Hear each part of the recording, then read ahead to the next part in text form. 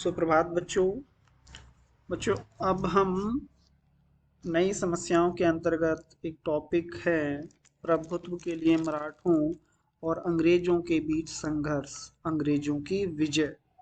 तो जैसा कि मैंने पिछली क्लास में आप लोगों को बताया था कि सन 1707 में औरंगजेब की मृत्यु के बाद 100 वर्ष तक भारत पर अधिकार करने के लिए विविध रूपों में संघर्ष चलते रहा। और इनमें भारतीय थे, मराठे थे और दक्षिण में हैदर अली और उसका बेटा टीपू सुल्तान। विदेशी थे फ्रांसीसी और अंग्रेज। यानी कि तीन गुटों में ये संघर्ष भारत में सत्ता पाने के लिए चलते रहा। और कुछ समय बाद, जैसा कि हमने बात की थी, 1739 ईस्वी में उत्तर पश्चिम में एक नया बवंडर उठ खड़ा हुआ जिसका नाम नादिर शाह था, और वो दिल्ली के सिंहासन पर उसने आक्रमण कर दिया था। और नादिर शाह के विषय में हमने बात कल भी चर्चा की थी कि नादिर शाह ने यहाँ पर बहुत लूट पाट मचाई और बेशुमार दौलत दौलत लूट ली।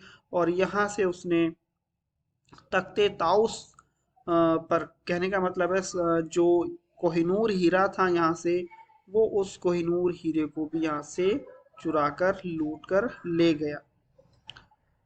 नादिर शाह के आक्रमण से दिल्ली के मुगल शासकों का अधिकार और राज्य का जो दावा था वो भी टूट गया, क्योंकि मुगल उत्तराधिकार के जितने भी शासक थे वो सभी बहुत ही असहाय सा महसूस कर रहे थे। किसी में भी नेतृत्व करने की क्षमता नजर नहीं आ रही थी। और इसके आगे आप देखेंगे नादिर शाह के हमले का दूसरा परिणाम यह हुआ कि अफगानिस्तान भारत से अलग हो गया। क्योंकि पहले तो ये सब एक ही था, पाकिस्तान अफगानिस्तान, ये भारत के हिस्से से फिर अलग हो गया, जो बहुत लंबे समय से भारत का हिस्सा था, और उसे काट कर नादिर शाह के राज्य का हिस्सा बन गया फिर वो बाद में। ठीक है। और आगे आप देखेंगे बंगाल में ईस्ट इंडिया कंपनी का व्यापार चल रहा था, और यहाँ पर क्लाइव ने थोड़े से प्रयास से 1757 में इस प्लासी का युद्ध जीत लिया, और इस तारीख से कभी कभी भारत में अंग्रेजी साम्राज्य की शुरुआत मानी जाती है। जल्द ही पूरा बंगाल और बिहार अंग्रेजों के हाथ में आ गया। इनके शासन की शुरुआत के साथ ही 1770 ईस्वी में इन दोनों सूबों में भयंकर अकाल पड़ा, जिससे इस घनी आबादी वाले इलाके की एक तिहाई से अधिक आबादी नष्ट हो गई। दूसरी तरफ आप देखेंगे कि दक्षिण में अंग्रेजों और फ्रांसीसियों के बीच संघर्ष हुआ, जो विश्वव्यापी युद्ध का एक हिस्सा था। अंग्रेजों की विजय में समाप्त हुआ और भारत से फ्रांसीसियों का लगभग नामो निशान मिट गया। कहने का मतलब अंग्रेजों ने फ्रांसीसियों को भी यहाँ से भगाया, और नादिर शाह के साथ भी युद्ध हुआ, और मराठों राजपूतों के साथ भी इनका युद्ध हुआ। और कहने का मतलब है अंग्रेजों ने भारत में पूरी तरह से सारी चीजें अपने कंट्रोल में कर ली थी। और आगे आप देखेंगे कि मैसूर के टीपू सुल्तान को अंग्रेजों ने अंततः 1799 ईस्वी में पराजित कर दिया, और इस तरह मराठों और अंग्रेजों की ईस्ट इंडिया कंपनी के बीच आखिरी मुकाबले के लिए मैदान साफ हो गया। लेकिन मराठा सरदारों के बीच आपसी बैर था, और अंग्रेजों ने उससे अलग अलग करके उनसे युद्ध किया और उनका नाश किया। तो कहने का मतलब है यहाँ पर किस तरह से तीनों लोगों में, फ्रांसीसियों में, अंग्रेजों में, मराठों में और मुगलों में किस तरह से युद्ध हुए, किस तरह से आपसी संघर्ष हुए, इसको हम यहाँ पढ़ेंगे।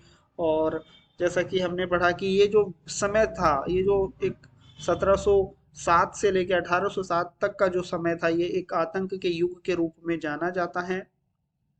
आप सभी इस अध्याय को, इस टॉपिक को बहुत अच्छे से पढ़ेंगे, यहाँ से बहुत सारे प्रश्नों की संभावना बन सकती है। इसके बाद दूसरा टॉपिक है हमारे लिए यहाँ पर रणजीत सिंह और जय सिंह। ठीक है। तो यहाँ पर आप लोग देख रहे हैं रणजीत सिंह जिस दौर में जनता, रणजीत सिंह के जिस दौर में जनता परेशान थी, उस दौर में यहाँ पर आप देखेंगे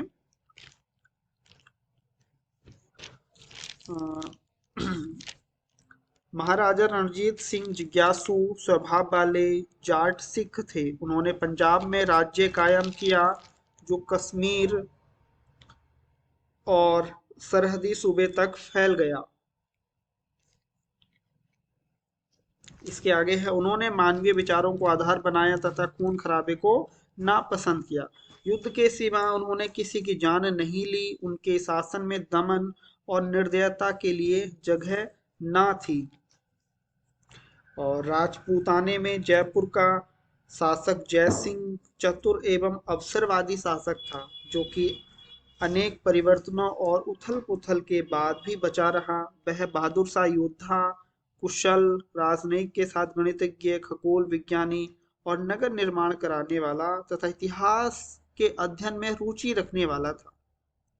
इसके आगे हम पढ़ेंगे कि भारतीय इतिहास के सबसे अंधकारपूर्ण युग में, जब माहौल युद्ध तथा उपद्रव से भरा था और जय सिंह ने एक वैज्ञानिक की तरह कार्य किया तथा उनकी प्रशंसा आज भी की गई। तो बच्चों, आप सभी इन दोनों टॉपिकों को, यानी कि राजा रणजीत सिंह और जय सिंह के विषय में यहाँ अच्छे से पढ़ेंगे। और पढ़ने के साथ ही साथ यहाँ से हम क्लास के लिए कुछ प्रश्नों का भी चुनाव करेंगे।